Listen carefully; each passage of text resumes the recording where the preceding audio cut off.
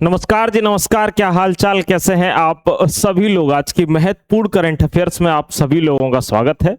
तो सुबह 7 बजे आपको एक करंट अफेयर्स का सेशन मिल जाता है। आप सभी प्यारे साथी लगातार हमारे सेशन में प्रतिदिन जरूर जुड़ा करिए और रात के 8 बजे जो हमारी क्लास होती है उसमें आप लोग जरूर जुड़ा करें। आज आप लोग जुड़े हुए थे, यानी कि कल जुड़े हुए थे और कल बहुत बेहतर भी लग रहा था। ठीक है, चलिए तो शुरुआत करते हैं आज की महत्वपूर्ण करंट अफेयर्स की। पहला प्रश्न है, गुरु दक्षिणा योजना की शुरुआत किस राज्य में हुई है। अगर हम बात करते हैं गुरु दक्षिणा योजना, इसकी जो शुरुआत है प्यारे साथियों वह उत्तर प्रदेश में हुई है। बड़ी तसल्ली पूर्वक सुनेंगे और बेहतर तरीके से इसको क्या कर रहे होंगे, याद कर रहे होंगे।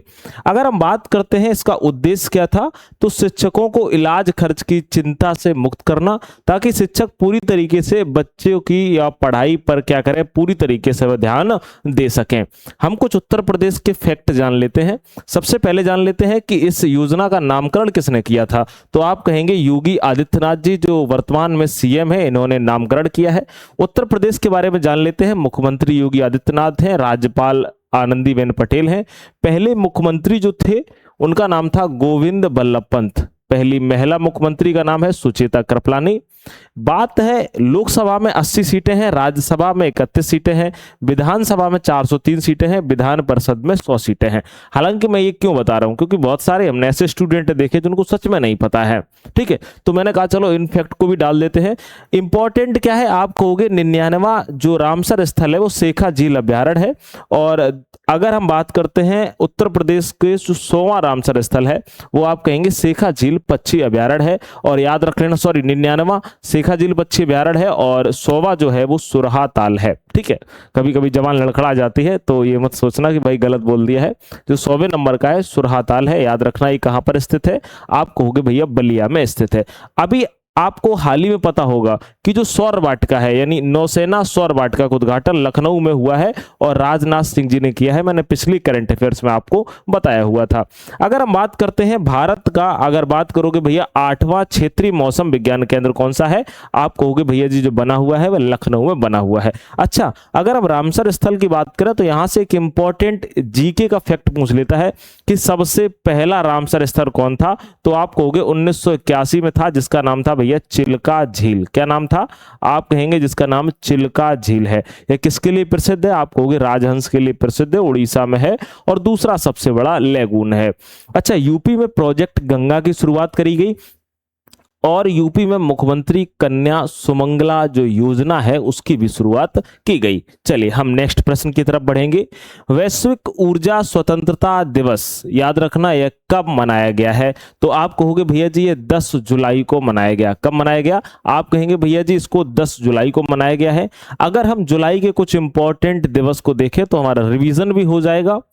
1 जुलाई को नेशनल डॉक्टर्स डे और जीएसटी दिवस भी मनाया गया। मैं आपसे पूछना चाहता हूं कि जीएसटी के ब्रांड एम्बेसडर कौन है, एक बार मुझे जरूर बताना कि जीएसटी के ब्रांड एम्बेसडर कौन है।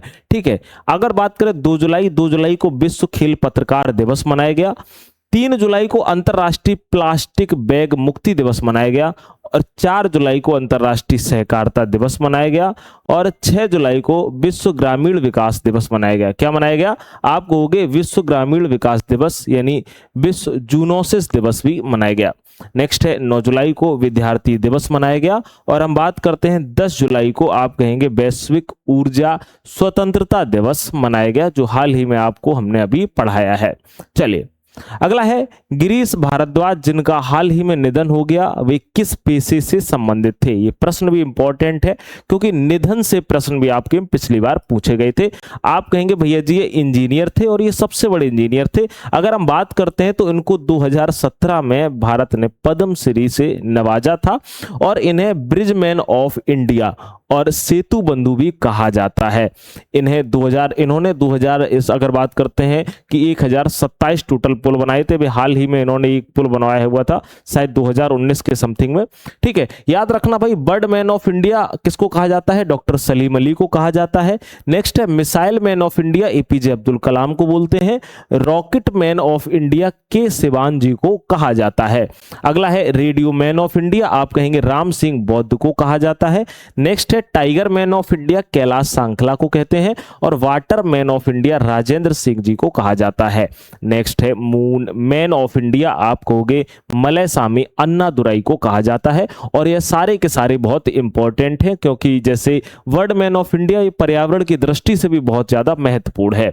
चलिए अगला है, हाँ इसके पहले मैं बता देते हैं कि भैया जिन लोगों ने अभी तक 99 वाला ये करंट अफेयर्स का बैच नहीं लिया वो जरूर ले लें, क्योंकि जो मैं पढ़ाता हूँ ये पीडीएफ आपको वहां मिल जाएगी और टॉपिक वाइज पीडीएफ भी आपको वहां पर मिलना शुरू हो जाएगी। अभी हमने महत्वपूर्ण नियुक्तियों की डाली है, अगली जो पुरस्कार और सम्मान की है तो उस पर हम क्या कर रहे हैं, अभी बेहतर तरीके से देख रहे हैं। जो इंपॉर्टेंट प्रश्न होंगे वो आपको हम जरूर डाल देंगे, ठीक है। ऐसे करके तो डेली आपको एक एक टॉपिक मिलेगा। टोटल 50 टॉपिक आपको यहां पर मेरे साथी मिलने वाले हैं। 99 रुपए में कुछ भी नहीं जाता है और अमूमन जितने भी हमारे प्यारे साथी प्रतिदिन वीडियो देखते हैं वो सारे के सारे भाई इसको परचेज कर चुके हैं, यानी कि एडमिशन इसमें ले चुके हैं। जो नए साथी हैं उनको प्रतिदिन बताने के लिए हम ये लगा लेते हैं पोस्टर, जो किसके लिए है, प्रमोशन के लिए है। हाँ चलिए अगला है, अहमदाबाद के आचार्य रणछोड़लाल गोस्वामी को किस पुरस्कार के लिए चुना गया है? बताइए किस पुरस्कार के लिए चुना गया है? तो आप कहेंगे भैया जी उस्ताद बिस्मिल्लाह खान युवा पुरस्कार 2025 के लिए इनको चुना गया है। पिछली क्लास में एक हमारे विद्यार्थी हैं, भैया हैं, वो पता नहीं कह रहे थे, कमेंट कर रहे थे शायद एक क्लास में, कह रहे थे सर आप अपने इस बैच का प्रचार बहुत करते हो, मतलब जो 99 वाला है। अब हम पढ़ाते हैं तो बैच का ही प्रचार करेंगे। एक टीचर जो पढ़ा रहा है उसी का प्रचार तो करेगा, चूड़ी बिंदी का प्रचार थोड़ा ना करेंगे, ना ऐसा चिल्लाएंगे चाय गरम समोसे पानी बोतल, है ना, समझ रहे हो। चलिए अगर हम बात करते हैं संगीत नाटक अकादमी द्वारा यह पुरस्कार दिया जाता है। उस्ताद बिस्मिल्लाह खान कौन थे? आप कहेंगे शहनाई वादक थे। अच्छा कुछ इंपॉर्टेंट पुरस्कार हैं, जैसे ग्लोबल टीचर प्राइज किसको मिला है? रूबनल नागी को मिला है। संगीत कलानिधि पुरस्कार 2026 जयंती कुमारी इसको मिला है। और हाल ही में जमीर नजीर को कॉमनवेल्थ शॉर्ट स्टोरी प्राइज 2026 से सम्मानित किया गया है और मैंने आपको कल कराया भी था। अच्छा जो कुछ पुरस्कार हैं इनको भी आप रिवीजन प्रतिदिन करो क्योंकि इंपॉर्टेंट है। महिला सशक्तिकरण पुरस्कार 2026 ऋतु सेन गुप्ता जी को मिला है। स्टॉकहोम वाटर प्राइज काभी मदानी को मिला है। KISS ह्यूमैनिटेरियन अवार्ड नीता मानी को मिला है। नेक्स्ट है मार्क लिंटन हिस्ट्री प्राइज आप कहोगे विलियम डेलरिम्पल को मिला है। नेक्स्ट है CEO of the year Sameer Kanodia को बनाया गया। नेक्स्ट है JC डेनियल अवार्ड 2026 केरल सरकार द्वारा अभिनेत्री शारदा को दिया गया है। कैफोर्ड प्राइज की बात करते हैं आप कहोगे वीरभद्रन रामनाथन को दिया गया है। नेक्स्ट है भारतीय रेलवे के सर्वोच्च सेवा अगर सम्मान की बात करते हैं तो चंदना सिंह को मिला है। नेक्स्ट है संयुक्त राष्ट्र महासचिव पुरस्कार 2025 मेजर स्वाति शांता कुमार को मिला है। और प्रधानमंत्री बाल पुरस्कार 2025 आप कहेंगे वैभव सूर्यवंशी को मिला है। नेक्स्ट है 40 अंडर 40 लायर अवार्ड 2025 अधिवक्ता शुभम अवस्थी को मिला है। और दूसरी फार्मेशनल leader of the year Jay Shah को बनाया गया। नेक्स्ट है संयुक्त राष्ट्र का सर्वोच्च पुरस्कार जो पर्यावरण पुरस्कार है यह सुप्रिया साहू जी को मिला हुआ है। अगला है कि गोल्डन ग्लोब्स हीरोजन अवार्ड 2025 आलिया भट्ट को। अच्छा एक बार बताएंगे, हमने आपको कल बताया था कि कल शाम वाली क्लास में बताया था कि आलिया भट्ट जो है बताइए वो किसकी ब्रांड एम्बेसडर है, एक बार जरूर बताना। तो आप बता देंगे ये लेविस की, किसकी? आप कहोगे भैया लेविस की कौन है? आप कहेंगे ब्रांड एम्बेसडर है। नेक्स्ट है टाइम मैगजीन का CEO ऑफ द ईयर 2025 नील मोहन को बनाया गया। आइए अगला प्रश्न है, इंडोनेशिया की संसद को सम्मानित करने वाले पहले भारतीय प्रधानमंत्री कौन बने हुए हैं? आप कहोगे ये पहले प्रधानमंत्री जो बने हुए हैं ये नरेंद्र मोदी जी बने हुए हैं। अभी 2-3 दिन से लगातार हम इंडोनेशिया के बारे में आपको पढ़ा रहे हैं। अच्छा फिर हम कुछ फैक्ट जान लेते हैं। इंडोनेशिया का सबसे बड़ा जो हिंदू मंदिर है उसका नाम है प्रबानन। भारत से इंडोनेशिया ने ब्रह्मोस मिसाइल को खरीदा है और अभी जो ये प्रबानन मंदिर है यहाँ का जो दौरा किया है वह नरेंद्र मोदी जी ने किया है। साबांग बंदरगाह इंडोनेशिया मलक्का जलडमरू के मध्य है, ठीक है। इंडोनेशिया में सुमात्रा द्वीप है, बोर्नियो द्वीप है और जावा द्वीप भी है। ये द्वीप कभी कभार पूछ सकता है। नेक्स्ट है समुद्र शक्ति और गरुड़ शक्ति अभ्यास भारत और इंडोनेशिया के मध्य में। नेक्स्ट है 16 वर्ष से कम आयु के बच्चों पर सोशल मीडिया के उपयोग पर क्या लगाया गया है? प्रतिबंध। किसने लगाया है? आप कहोगे इंडोनेशिया ने। इंडोनेशिया का सबसे बड़ा नागरिक सम्मान का नाम है विटांग आदिपूर्णा और अभी हाल ही में प्रधानमंत्री नरेंद्र मोदी जी को दिया गया है। अच्छा और इंडोनेशिया के बारे में जान लेते हैं। गरुड़ शक्ति अभ्यास है भारत और इंडोनेशिया के मध्य होता है। कैपिटल जकार्ता है। करेंसी इंडोनेशियन रुपया है। प्रेसिडेंट का नाम है प्राबोवो सुबिनातो। नेक्स्ट है इंडोनेशिया दुनिया का सबसे बड़ा द्वीप समूह है। यह दुनिया का चौथा सबसे अधिक आबादी वाला देश भी है। सबसे बड़ी मुस्लिम आबादी वाला देश भी कौन सा? इंडोनेशिया है। नारियल उत्पादन में इंडोनेशिया दुनिया में दूसरे स्थान पर है और इंडोनेशिया के माउंट डुकानो ज्वालामुखी में विस्फोट हुआ है और इंडोनेशिया के जावा द्वीप पर एक बड़ा भूस्खलन भी प्यारे साथियों हुआ है। आइए अगला प्रश्न है, राष्ट्रीय अपराध रिकॉर्ड ब्यूरो एनसीआरबी के निदेशक के रूप में किसे नियुक्त किया गया है? बताइए। तो आप कहेंगे नियुक्त किया गया है अमित गर्ग जी को। किसको किया गया है? अमित गर्ग को। अच्छा, कुछ नियुक्तियां हैं जो पिछली हैं और आपको इनको रिवीजन करना है। 4 से 5 अगर हम बात करते हैं मंथ पुरानी भी है, 2 से 3 मंथ पुरानी भी है।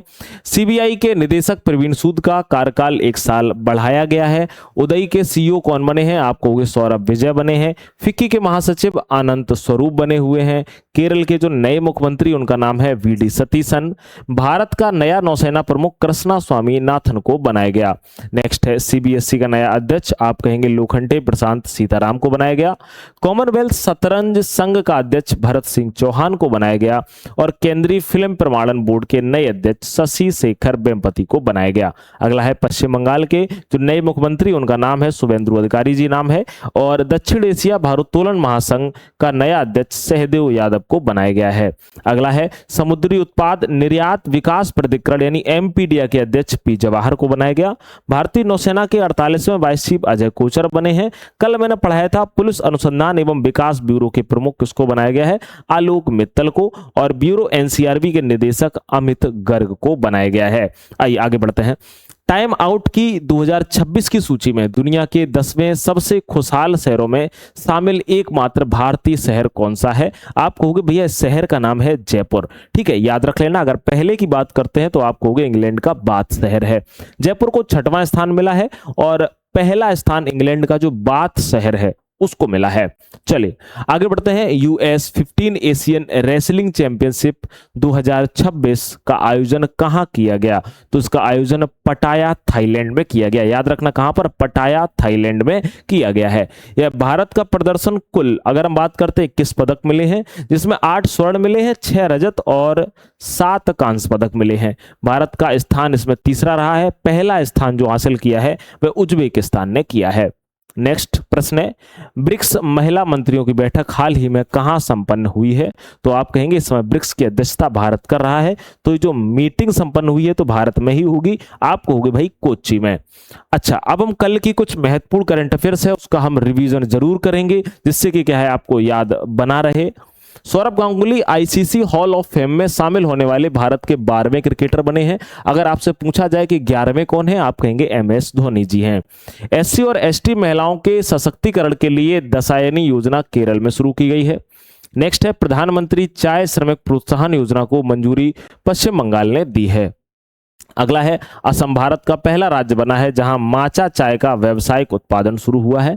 अगला है हाल ही में जमीर नजीर को कॉमनवेल्थ शॉर्ट स्टोरी प्राइज 2026 से सम्मानित किया गया है। अगला है 9 जुलाई को विद्यार्थी दिवस मनाया गया है और हाल ही में पुलिस अनुसंधान एवं विकास ब्यूरो यानी बीपीआरडी के प्रमुख के रूप में अशोक मित्तल को नियुक्त किया गया है। अगला है हाल ही में उत्तर प्रदेश सरकार ने ग्रीन डेटा सेंटर नीति 2026 को मंजूरी दी है और हाल ही में आईआईएम बेंगलुरु अपना पहला विदेशी परिसर इंडोनेशिया में स्थापित करेगा। हमारा अगला प्रश्न है मिजोरम के प्राकृतिक इतिहास संग्रहालय को भारत का 21वां जैव संग्रह भंडार घोषित किया गया है। याद रखिएगा आप जो कल की करंट अफेयर्स होती है, पिछली करंट अफेयर्स होती है, उसको रिवीजन करने जरूर आना। ऐसा बिल्कुल भी मत हो कि रिवीजन ना करो। आज का हमारा होमवर्क जो प्रश्न रहेगा, पुलिस अनुसंधान एवं विकास ब्यूरो बीपीआरडी के प्रमुख के रूप में किसे नियुक्ति की गई है? आप कहेंगे भैया अशोक मित्तल को की गई है। अब एक इंपॉर्टेंट बात, जो लोग कहते हैं कि इस पीडीएफ जो आप सर देते हो उसमें आंसर नहीं देते हो, तो आप पीडीएफ में देखना यहां पर साइड में एक रेड कलर का गोला बना होगा और वहां पर आंसर हम लिख देते हैं बाद में। ठीक है, आप एक बार जरूर देखिएगा। चलिए आगे बढ़ते हैं। तो मैं बता दूं कि भैया आपकी बार पढ़ाई को लेकर के बिल्कुल भी ये मत आप सोचना, ठीक है, कि मजाक के मूड में मत रहना। ये मत सोचना कि भाई ऐसे हो जाएगा काम। मैं आपको दावा करता हूं करंट अफेयर्स हो सकता है आपको इतना परेशान कर दे। और एक बात और बताऊं, आप इधर उधर सच में भटक सकते हो, क्योंकि आप यहां से भी पढ़ोगे वहां से भी पढ़ोगे, लेकिन अगर आपको एक जगह पूरी दे रहे हैं और सिर्फ 99 ले रहे हैं, वो भी हम नहीं ले रहे हैं, क्योंकि हमारे यहाँ जो वर्क करते हैं भैया, जो सारा का सारा डेटा बना के हम उनको देते हैं, वो टाइप करते हैं, सारा तैयार करते हैं, ठीक है, उनकी बहुत मेहनत रहती है। तो ये ज्यादा देखा जाए तो उन्हीं का ही इसमें निकल पाता है, ठीक है। और याद रखना, अब की बार बिल्कुल भी आपको मौका नहीं चूकना है। ये तैयारी सिलेक्शन की संकल्प बैच को ज्वाइन जरूर कर लेना। महंगा जरूर है, मैं महंगा सच में दूंगा, क्योंकि मेहनत लगती है, क्योंकि हमने डीएलएड और बीएड और आयु की बुक्स और लूसेंट इन चारों को मिलाकर के जो बेहतर तरीके से कंटेंट तैयार किया है, वो कंटेंट हम इसमें परोस रहे हैं। तो हम बिल्कुल भी नहीं चाहते हैं कि आपका किसी भी प्रकार का घाटा हो, क्योंकि मेरे सगे भाई बहन भी और मेरे गांव के लोग भी और मेरे बहुत सारे अपने भी पढ़ रहे हैं। तो हम अपनों के साथ धोखा नहीं करेंगे। तो आप तो मेरे फिर भी अपने हो, ठीक है, समझ रहे हो ना कि आप मेरे सच में अपने हो, तो बिल्कुल भी धोखा नहीं होगा। अगर आप कहीं ले चुके हो, अगर आप कहीं ये बैच को खरीद चुके हैं और आप चाहते हैं कि सिर्फ जीएस हमसे पढ़ लें लिख के बेहतर तरीके से, तो आप वनडे एग्जाम स्टडी ऐप को प्ले स्टोर से डाउनलोड कर लीजिए, ठीक है। याद रख लेना कौन सा है, आप कहोगे वनडे एग्जाम स्टडी, ठीक है। इस ऐप को आप प्ले स्टोर से डाउनलोड कर लीजिए और वहां पर आपको जीएस ब्रह्मास्त्र बैच दिखेगा और सिलेक्शन का ये हथियार है, और इसको आप जरूर एक बार परचेज कर लीजिएगा। मुलाकात अगली क्लास में करेंगे। सेशन को लाइक जरूर कर दिया करो। नमस्कार।